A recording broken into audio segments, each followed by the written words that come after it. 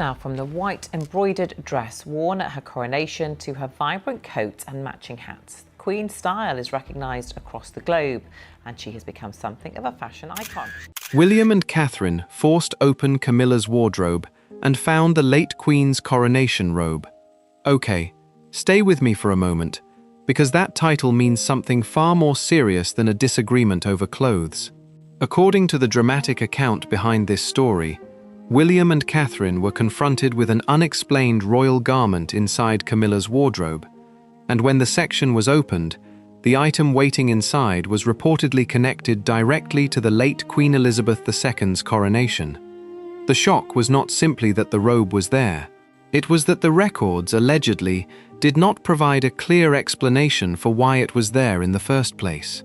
And that is where this story stops being about a wardrobe and starts becoming a question of trust. Now, watch this carefully. The reported confrontation did not begin with shouting, accusations, or a dramatic announcement in front of cameras. It began with something much quieter and potentially far more damaging, an inconsistency. A historic royal garment was expected to be accounted for, yet the location attached to its record apparently did not match what palace staff believed they were seeing. The trail led toward Camilla's private wardrobe. Her advisors reportedly objected to the inspection. William and Catherine allegedly insisted that the discrepancy had to be resolved. Then, the wardrobe doors were opened, and behind those doors was crimson velvet associated with the woman whose reign had defined the family for 7 decades. The reason that moment matters is simple. A royal wardrobe can contain hundreds of gowns, coats, shoes, jewelry, ceremonial accessories, and personal belongings. But a coronation robe is different. It is not simply something beautiful that happens to be old. It carries the memory of a sovereign's most public transition into the role.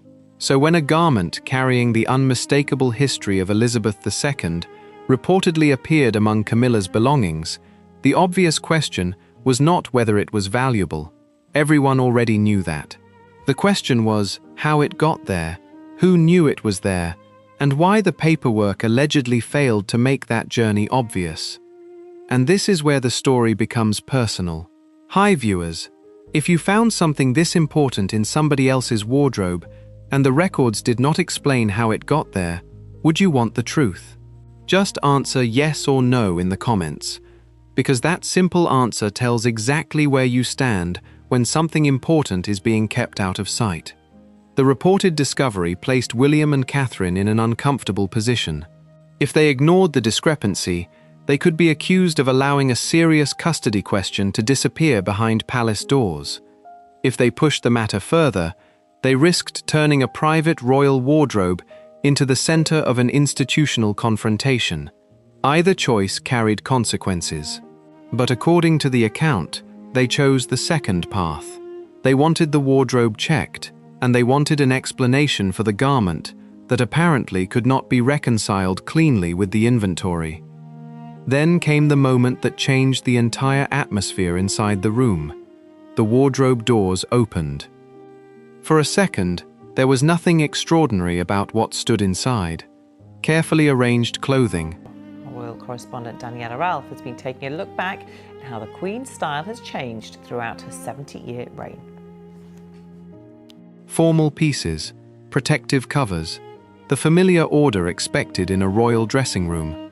But then, attention moved downward, toward an older garment bag positioned apart from the rest. It did not appear to belong with the newer pieces surrounding it.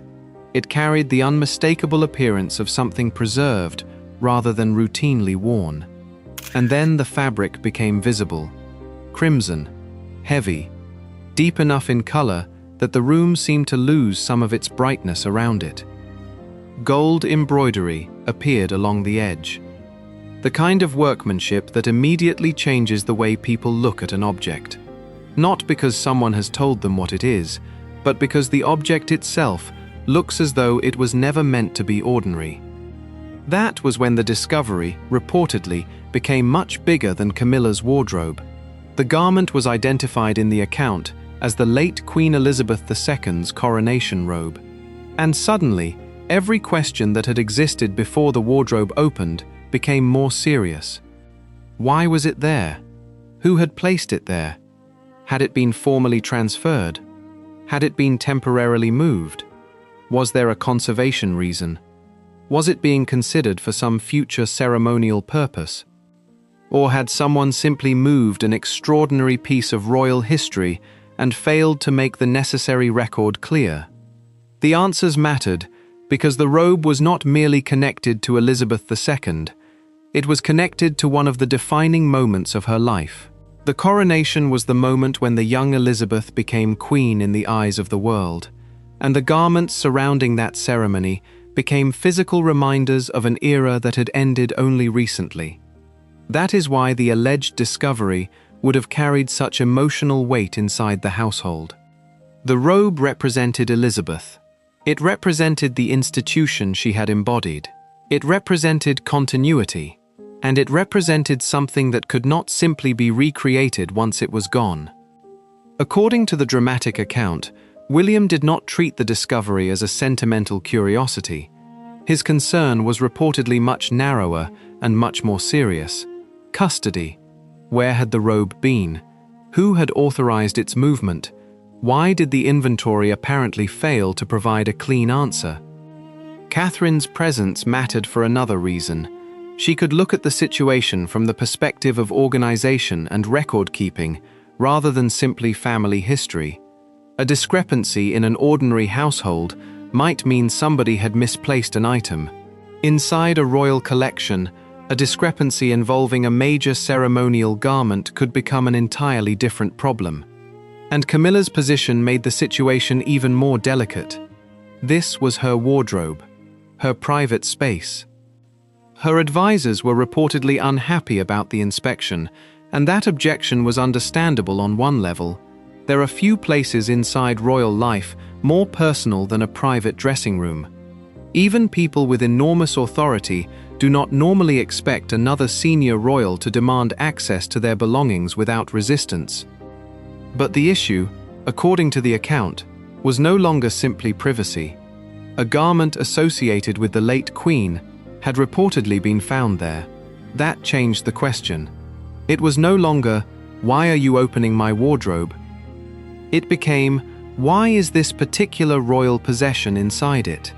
I think it's safe to say that change is on my agenda. Change for good. And I embrace that and I enjoy that change. I don't fear it. That's the bit that excites me, is the idea of being able to bring some change.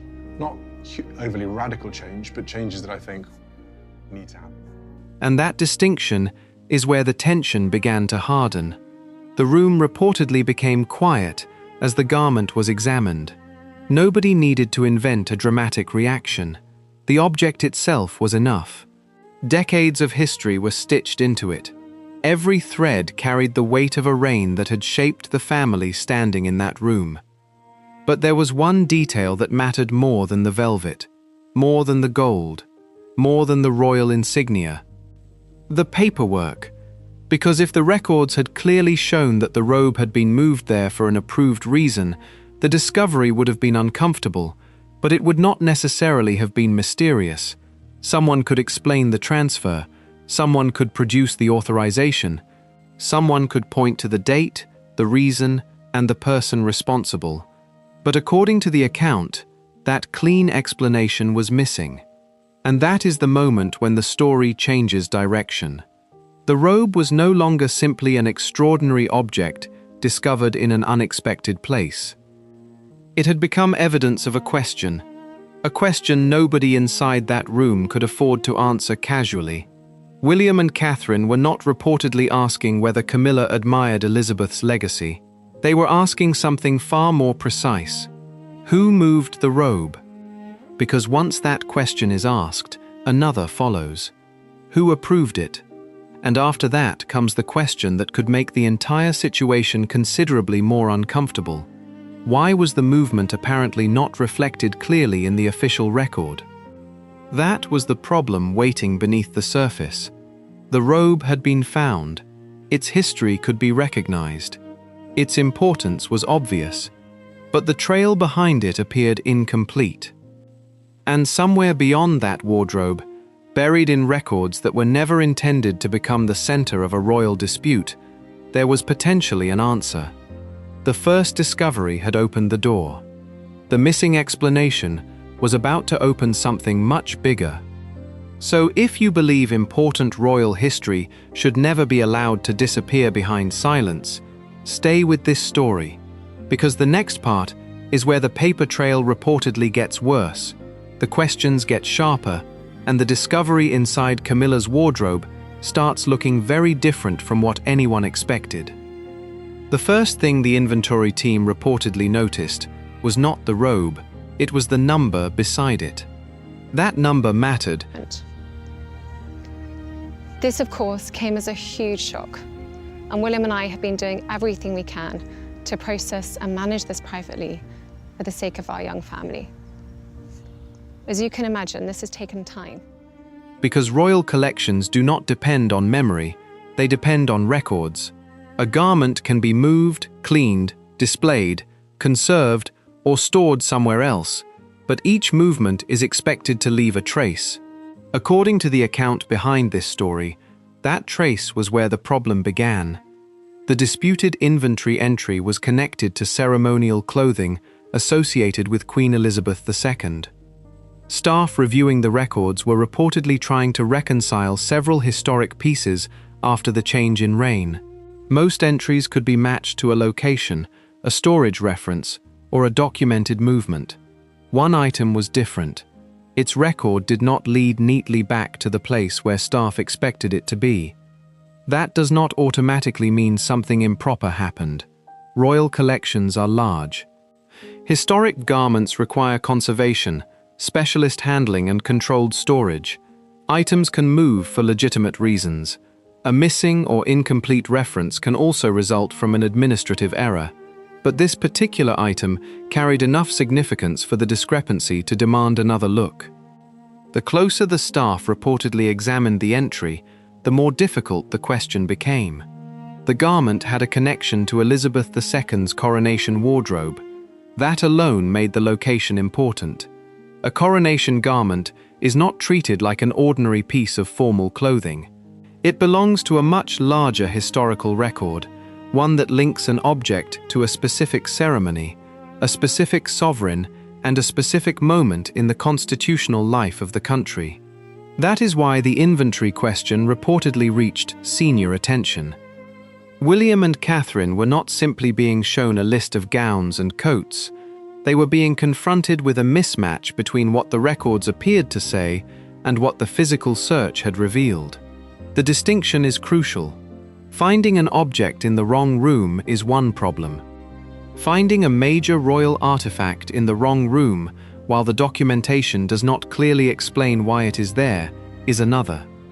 According to the account, Catherine focused on that distinction. The question was not whether anyone could produce a plausible explanation after the discovery. The question was whether the explanation already existed in the records before anyone opened the wardrobe. That difference placed pressure on the people responsible for the collection. Someone had to know when the garment moved. Someone had to know why it moved. And someone should have been able to show the authorization. Instead, the paper trail reportedly became difficult to follow. There was also a practical issue that made the discrepancy more serious. The garment was not an insignificant accessory that could be confused with another item.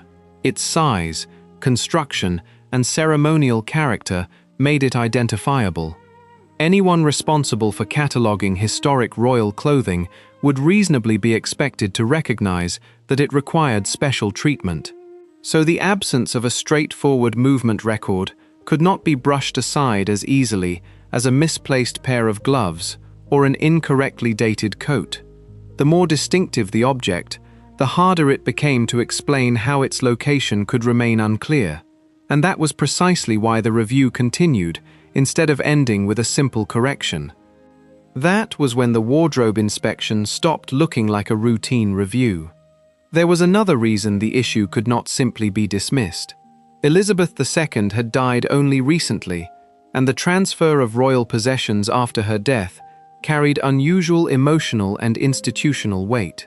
Every object connected to her reign suddenly became part of a larger conversation about what remained with the crown, what belonged to collections, what could be loaned, and what should remain preserved.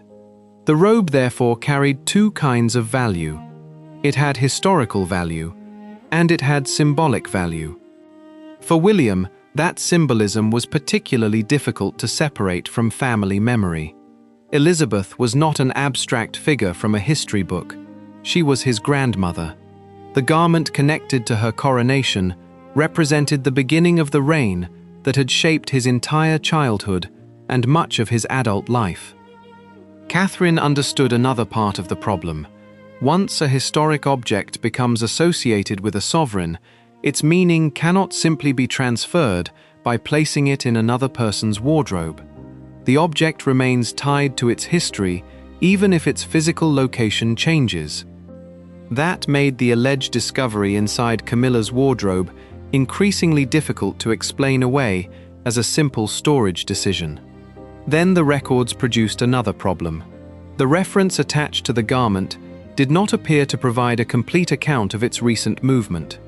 There was no simple chain that allowed everyone involved to point backward and say, this office requested it, this department approved it, this person collected it, and this location received it. Instead, according to the account, there appeared to be gaps. And gaps are dangerous in a story involving royal property because they create room for competing explanations. One explanation would be administrative failure. Another would be an informal arrangement that was never properly recorded. A third possibility would be that someone believed the garment could be moved without triggering the normal level of documentation. None of those possibilities, by themselves, proves misconduct. But all three raise the same question. Who made the decision? The pressure reportedly intensified when Camilla's advisors were asked to account for the garment. Their position was said to be that there had to be a reasonable explanation for its presence, and that the inspection itself required proper authority. That response shifted the focus again. If the inspection needed authorization, then the wardrobe could not be treated as an ordinary room. If the robe required authorization to move, then its arrival there needed authorization too. And if that authorization existed, somebody should have been able to produce it. This is where the story's most important tension sits. The object was visible. The history was recognizable. The paperwork was the part nobody could immediately make simple. That is why William and Catherine reportedly kept pushing. They were not satisfied with an explanation based on assumption. They wanted the record behind the object. And the deeper they went, the more the robe stopped looking like a forgotten garment and started looking like the center of a much larger question about who controlled the late Queen's possessions after her death. That question carries consequences far beyond one wardrobe. If a royal artifact can move between private and institutional spaces without a clear trail, then the inventory itself becomes less reliable. If the inventory is unreliable, every other item connected to the same collection becomes harder to verify. That is why the alleged demand for clarity became so important. It was not only about Elizabeth II's robe, it was about whether the system designed to protect objects like it could account for them when nobody was watching. And then someone found the reference that changed the temperature of the room. It was old. It was connected directly to the coronation, and it pointed to a garment that should have been far easier to locate on paper. The robe had already been found. Now the records were about to reveal what made its presence inside Camilla's wardrobe so difficult to explain. If you believe royal history should be accounted for rather than quietly passed around behind closed doors, make your voice count with a like, a share, and a subscription, because the next chapter takes that missing paper trail straight to the question nobody wanted to answer. The reference did not point to another storage room. It pointed back to the ceremony that made Elizabeth II Queen. That changed the character of the search immediately. Staff were no longer trying to identify an old ceremonial garment with an uncertain location. They were trying to reconcile an object tied to the 1953 coronation with its reported presence inside the wardrobe of the woman who now occupied the role of Queen Consort. The distinction was enormous. The robe was not valuable because it was old. Its importance came from what it represented. It belonged to a moment when Elizabeth was transformed from heir presumptive into sovereign, watched by millions around the world. The fabric had survived the ceremony, the reign that followed it, and decades of careful preservation. That history could not be separated from the garment itself. According to the account, the discovery was examined again, rather than accepted at face value. The covering was checked, the embroidery was inspected, the identifying details were compared with the available records. Each confirmation removed another possible explanation. This was not an imitation. It was not a modern ceremonial reproduction. It was not a piece created to resemble something worn by Elizabeth. The details reportedly matched the historic garment closely enough to leave little room for that interpretation.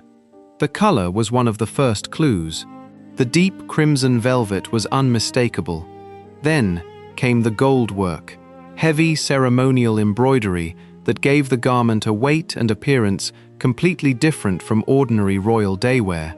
Beneath the outer material were construction details consistent with a garment designed for a major state ceremony rather than a modern fashion appearance. Then came the identification that made the room reportedly go quiet. Elizabeth II, the late Queen's coronation robe. That was the moment the wardrobe stopped being the center of the story and became the place where the story had finally surfaced. The discovery also created a difficult question for anyone trying to explain it away as a harmless misunderstanding. If the robe had been legitimately moved, why had the location not been obvious from the records? If it had been placed there temporarily, who requested the temporary storage? If it had been examined for conservation, where was the corresponding conservation record? And if it had been considered for ceremonial use, who had made that recommendation? Every possible explanation required another document. That was the problem. The physical evidence was now sitting in front of them. The administrative evidence was still incomplete. Camilla's position became more complicated because the robe was not completely foreign to her own royal experience. She had worn a crimson robe of state during the 2023 coronation of King Charles III, when she entered Westminster Abbey beside her husband as Queen. That public moment created a connection between Camilla and the ceremonial clothing of the previous reign. But that connection did not automatically explain the garment reportedly discovered in her wardrobe. There is a critical distinction between wearing a ceremonial item under an approved arrangement and privately possessing or storing a historic item associated with another sovereign. One is a documented ceremonial function. The other requires an explanation of custody. That distinction became central to the reported confrontation. Camilla's advisors could argue that the garment had a legitimate purpose. They could argue that it represented continuity between Elizabeth's reign and the new reign. They could argue that its presence was temporary. They could argue that everyone involved understood why it had been moved. But none of those arguments answered the same basic question. Where was the authorization? According to the account, William and Catherine were not prepared to let symbolism replace documentation. That was significant because royal families operate through layers of protocol that often remain invisible to the public. A garment can be personally meaningful while also being institutionally significant. A palace room can be private while still containing objects that belong to a wider collection, and a royal can have a legitimate relationship with an object without having unrestricted control over it. The robe sat directly at the intersection of all three: personal memory, institutional custody, public history. That is why the discovery reportedly became uncomfortable so quickly. The deeper inspection also revealed how carefully the garment had apparently been preserved. Protective material separated it from the surrounding clothing. Its condition suggested that whoever handled it understood that it was not an ordinary item. That detail mattered because it weakened one possible explanation: accidental placement. Someone had apparently taken care with it. Someone had recognized its importance. The question was who? That was when attention turned away from the robe itself and toward the people who could have arranged its movement. According to the account, advisors were asked whether the garment had been requested for a future appearance. No clear public explanation emerged. The possibility of a ceremonial connection remained, but the evidence needed to establish that connection was not immediately available. The tension therefore moved from discovery to intent. Finding the robe answered one question. It created several more. Was it simply being preserved temporarily? Was it being considered for display? Was it connected to a planned event? Or had someone decided that Elizabeth's symbolism could be carried forward through an object that was never meant to become part of another person's wardrobe? That last possibility was especially sensitive. A coronation robe is powerful because it belongs to a particular sovereign's moment. Using it again could create a visual message about continuity. But it could also blur the boundary between one reign and another. That boundary mattered enormously after Elizabeth's death. The monarchy had entered a new chapter, but the previous chapter had not disappeared. Portraits remained, archives remained, ceremonial objects remained, memories remained. The challenge was deciding how those things should be used without changing what they originally meant. The robe embodied that problem perfectly. It was a piece of the old reign sitting inside the physical space of the new one. And according to the account, William and Catherine saw that as a question requiring an answer rather than an aesthetic choice. The next step was therefore not to argue about whether the robe looked appropriate. It was to establish exactly when it had moved. That meant returning to the records, a date, a signature, a transfer reference, a request, anything that could connect the garment's previous location with Camilla's wardrobe. But when the relevant paperwork was reportedly examined more closely, one detail became harder to ignore. The record appeared to acknowledge the garment's existence without clearly explaining the movement that had placed it where it was found. That distinction changed everything.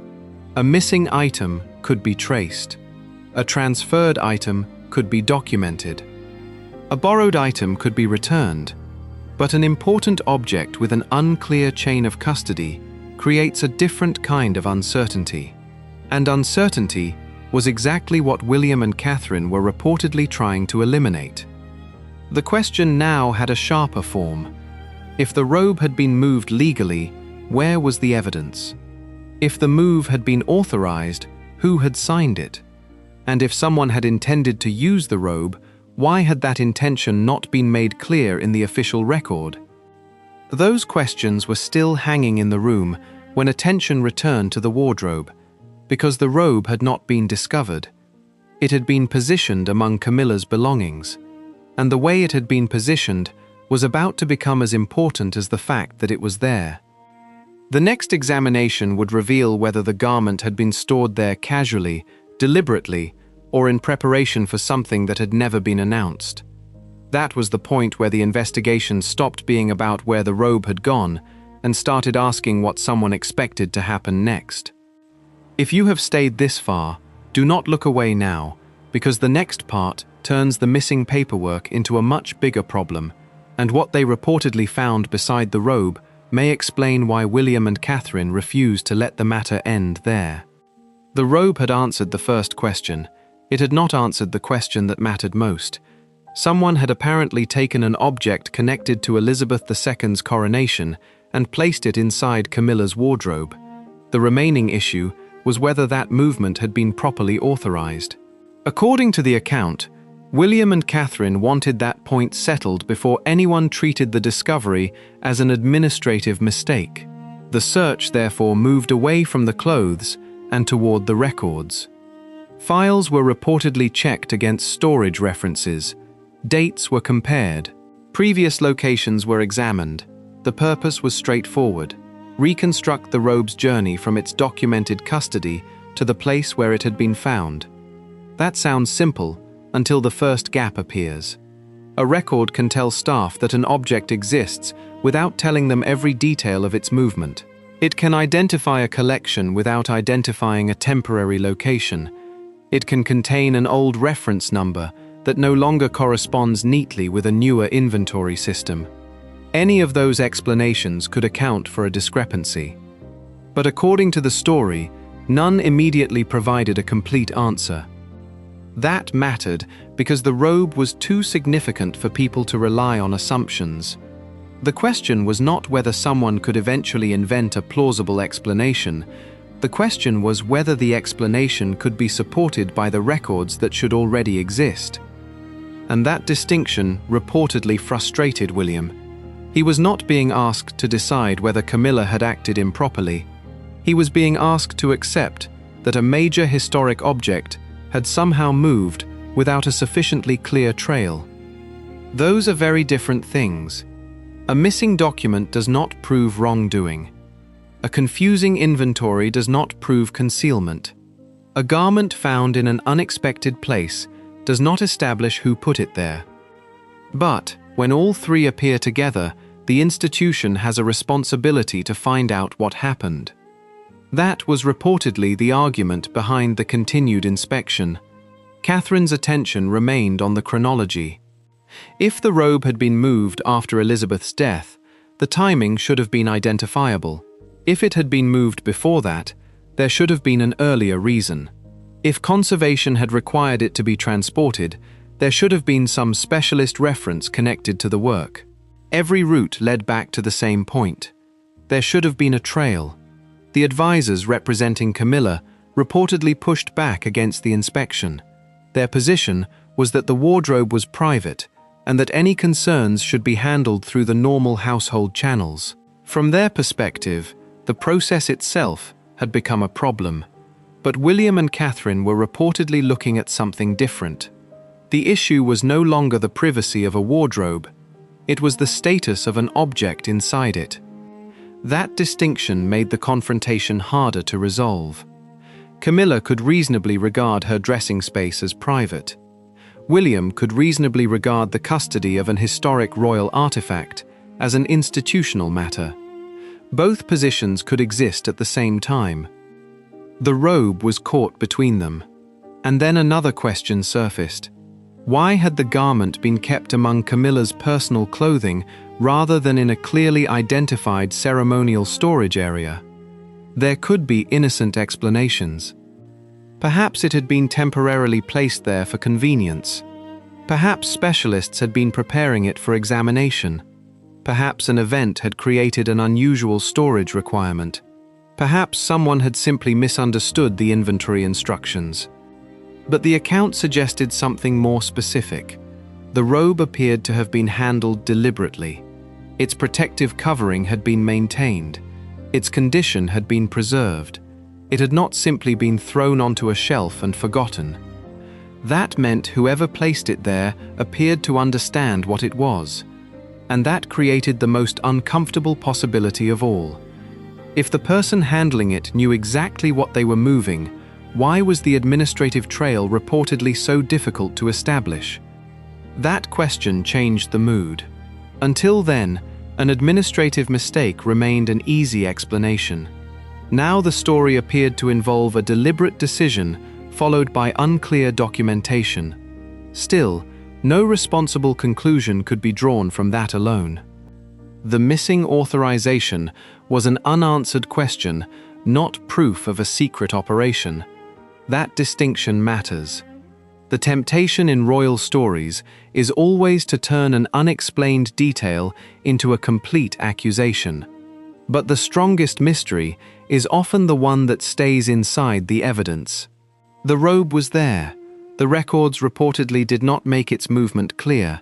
The people responsible were being asked for an explanation. Everything beyond that remained uncertain. Then the review reportedly produced another clue. It was not another garment. It was not another piece of jewelry. It was a reference connected to preparation. That single detail raised the possibility that the robe had not merely been stored in Camilla's wardrobe. It may have been considered for use. If that was true, the significance changed again. A historic robe sitting in storage is one thing. A historic robe being prepared for an appearance is another. The difference lies in intention. And intention is exactly what the missing paperwork had failed to establish. The reported discovery therefore became a chain of increasingly difficult questions. Who moved the robe? Why was it moved? Who knew? Was it being considered for an event? Was there an approved plan? If there was, where was the authorization? And if there was no approved plan, why had the garment been positioned in a place where it could be accessed so easily? According to the account, William reportedly wanted those questions answered before the robe was returned to ordinary storage. That decision carried its own risk. The longer the review continued, the harder it became to keep the matter contained. More staff were aware, more advisors had questions, more records had to be checked. A private wardrobe had become the center of an institutional review, and that was precisely the outcome palace officials would normally want to avoid. The situation also placed Catherine in a difficult position. Her involvement meant the matter was no longer simply an internal dispute between William's household and Camilla's advisors. It had become a joint concern involving two senior members of the next generation of the monarchy. That gave the inspection additional weight. It also raised the emotional stakes. Elizabeth II's possessions were not just objects left behind by a former monarch. To William, they were connected to a grandmother whose presence had shaped his life. To Catherine, they represented the historical institution her husband was preparing to inherit. That did not give either of them automatic ownership over every object associated with Elizabeth, but it did explain why the disappearance of a clear custody trail could be treated as more than a minor administrative inconvenience. Then came the detail that reportedly stopped the review from ending quietly. A separate reference appeared to connect the robe with preparation for a possible public appearance. Not proof that it was going to be worn. Not proof that Camilla had ordered it. Not proof that anyone intended to misuse it. But enough to raise another question. Why prepare a garment if there was no intention to use it? And if there was an intention to use it, why had that intention not been clearly recorded? The wardrobe had already revealed the object. The paperwork had revealed the gap. Now the preparation record threatened to connect the two. That was the point where the story became much more difficult to dismiss as a simple inventory error. Because if the robe had been sitting there waiting for something, then someone may have known exactly what was supposed to happen next.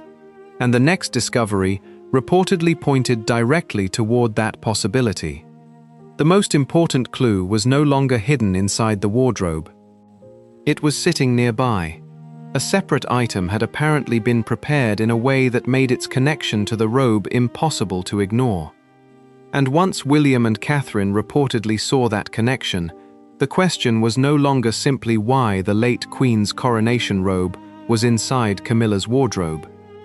The question became what it had allegedly been prepared to do.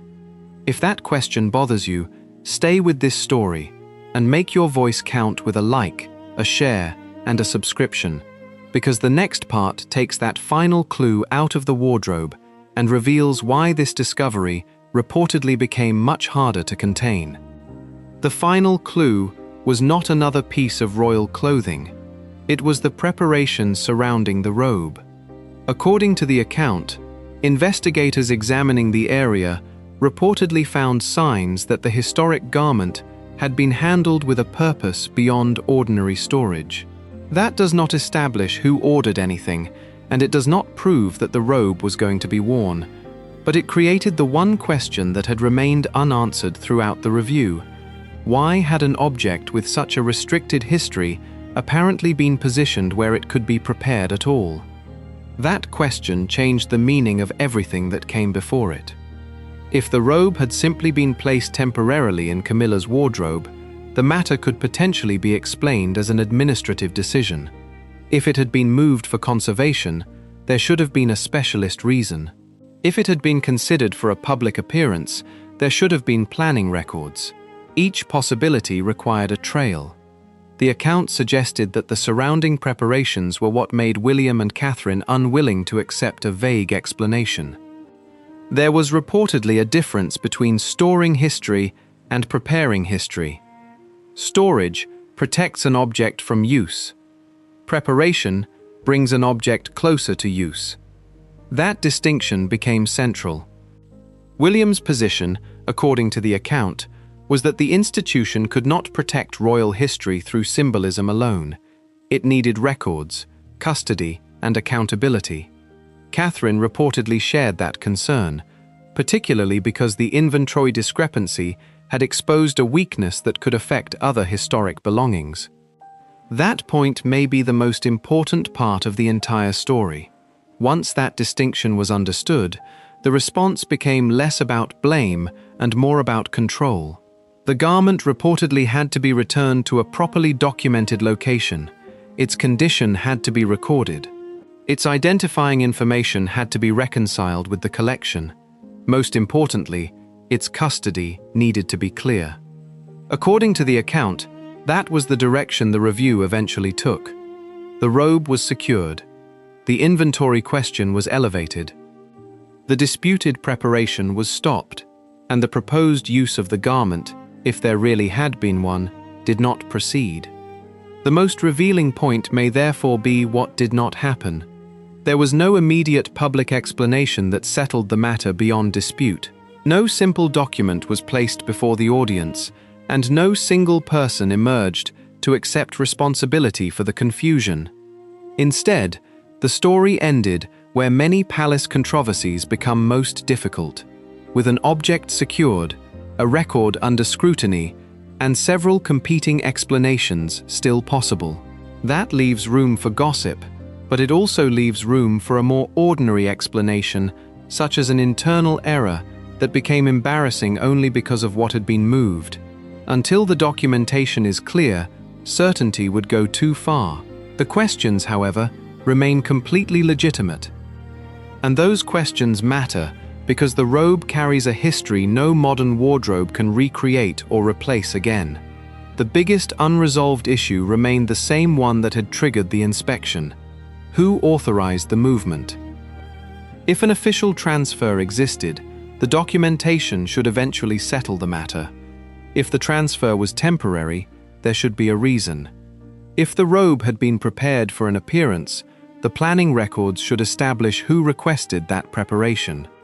And if the movement resulted from an administrative mistake, then the institution had to decide how such an error could happen around an object of this importance. Those questions do not require a villain. They require accountability.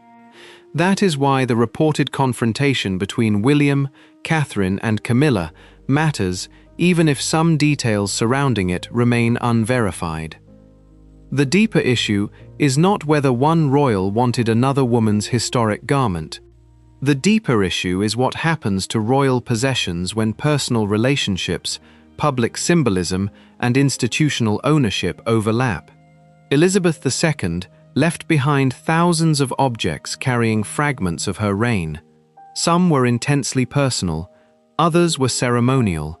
Some belonged to the crown, some belonged to collections, some could be loaned, others required far tighter controls. The difficulty comes when those categories become blurred. A robe can look like clothing, but history can be sewn into clothing. That was the lesson at the center of this alleged discovery. The garment reportedly found inside Camilla's wardrobe was not important because it was expensive. It was important because it represented a beginning that could never happen again. Elizabeth became queen. She wore the robe. The ceremony ended. Her reign continued for 70 years, and eventually, that reign ended too. The robe therefore carried a fixed historical meaning, It belonged to one moment, one sovereign, and one transition. Trying to reuse that symbolism would inevitably create questions, even if the intention were presented as respect or continuity. That is where the story leaves Camilla, not with a proven accusation of theft, not with proof that she personally ordered anything improper, but with an uncomfortable question about why such a garment was reportedly found where it was, and why the records did not immediately provide a simple explanation. And that distinction should remain clear. Rumor can move faster than evidence. Royal stories often grow because people fill gaps with assumptions. The responsible question is not, what must have happened? It is, what can actually be established? What can be established from the account is that the late Queen's coronation robe became the center of an alleged inventory dispute. What remains uncertain is precisely how it reached Camilla's wardrobe, who authorized the movement, and whether any proposed use was ever formally approved. That uncertainty is not a weakness in the story. It is the story. Because the missing answer is what keeps the mystery alive. And there is one final reason William and Catherine's reported intervention carries such emotional weight. They were not simply protecting an object. They were confronting the possibility that a piece of Elizabeth's legacy could be treated as though its meaning belonged to whoever happened to have physical access to it. For a family that has spent generations turning ceremony into institutional memory, that boundary matters. A crown is not merely metal. A throne is not merely furniture. A coronation robe is not merely fabric. Each object carries a record of what came before. And when that record becomes difficult to trace, someone has to ask why. That is what the wardrobe reportedly forced them to do. The doors opened. The robe was found. The paper trail became the mystery. The preparation raised another question, and the final answer remained just beyond the evidence. So now the decision belongs to the audience. If William and Catherine really confronted an unexplained royal possession inside Camilla's wardrobe, was forcing the issue the right thing to do? Or should privacy have mattered more than the institution's demand for a clear record? That is the question worth leaving in the comments. And if you believe royal history should not be quietly buried, simply because powerful people would rather avoid uncomfortable questions, do not just watch this story and move on. Like it. Share it. Subscribe to this channel. Let your reactions say that accountability still matters, even behind palace doors. Turn on notifications as well, because this story may leave one question unanswered, but it does not end the questions surrounding the royal family's most protected possessions. The robe may be back where it belongs. The wardrobe may be closed. The cameras may never have captured the moment. But once an object this important appears in the wrong place, somebody has to explain how it got there. And if you want to know what happens when another royal possession raises an even bigger question, stay with this channel, because the next story gets worse, the evidence gets more uncomfortable, and the object at the center of it may be even harder to explain.